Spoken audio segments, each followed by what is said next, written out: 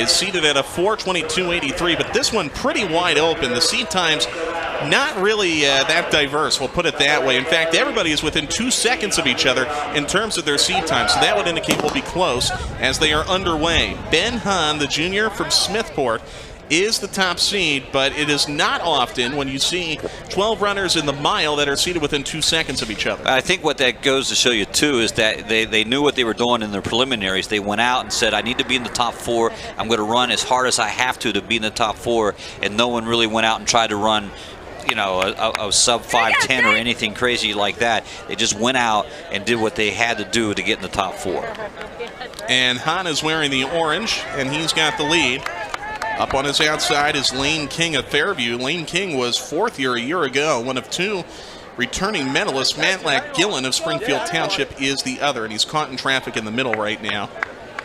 I think Walker, if he would have elected to run this one, and it would have been tough, would you know, he had one of the fastest times in the state coming into this one, a 4:13.26. But you know, that's just too much to go after both, I think, and I think he made the wise choice. The way that Walker went down at the end of the 3,200, I don't think he was very eager to walk out to the car, let alone run a mile after that. I mean, he left it all out on the track, and as a result, we've got a pretty wide open field here, but Hahn continues to lead. No, Hahn was 5th in cross country, 15th the year before, so you know he has the credentials coming in.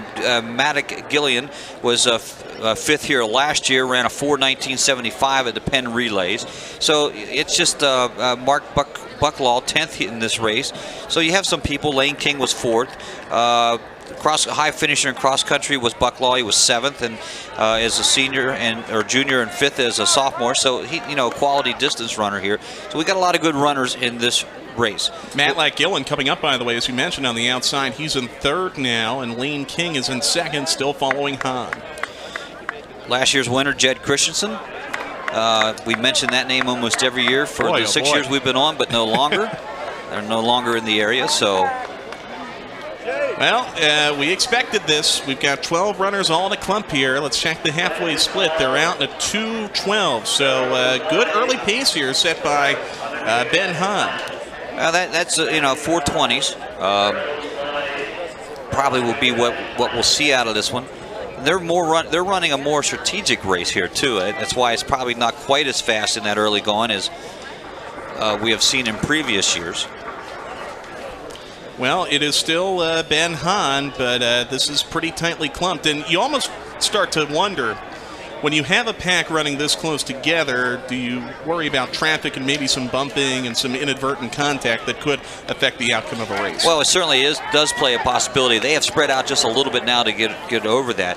Ben Hahn, I'm not sure if you have the 1,600 results, but or 3,200 results, but it's my impression he ran in the 3,200 this morning. At least that's what I have marked down.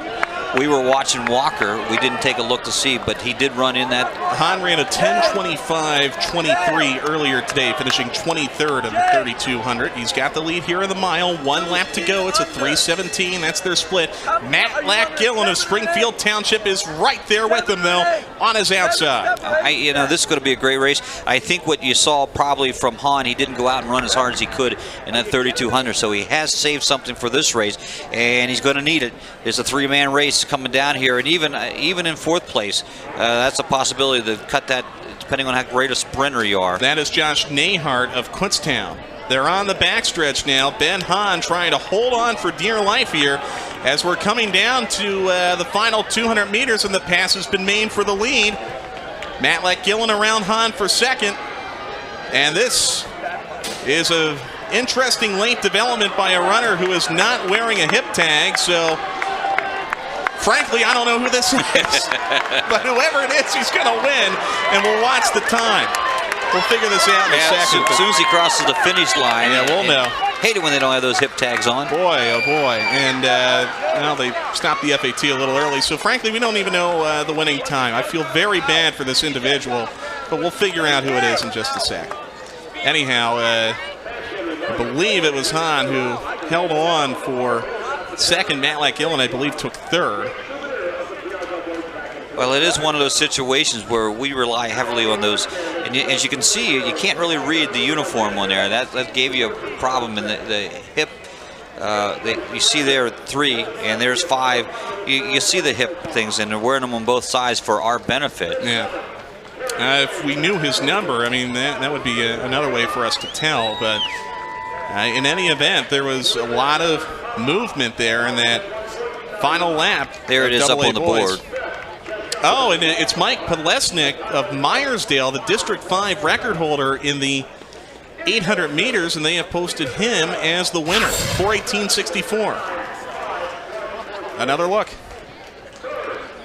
Really just took off there at the final 220 mark, and the last 200 was his, and ran a very strategic race where he just sat back for a while, really didn't make himself known early on up there, and he ran the smart race and won it. Well, apologies to Mike and his family, and congratulations at that, the junior from Myersdale, who is the record holder in the 800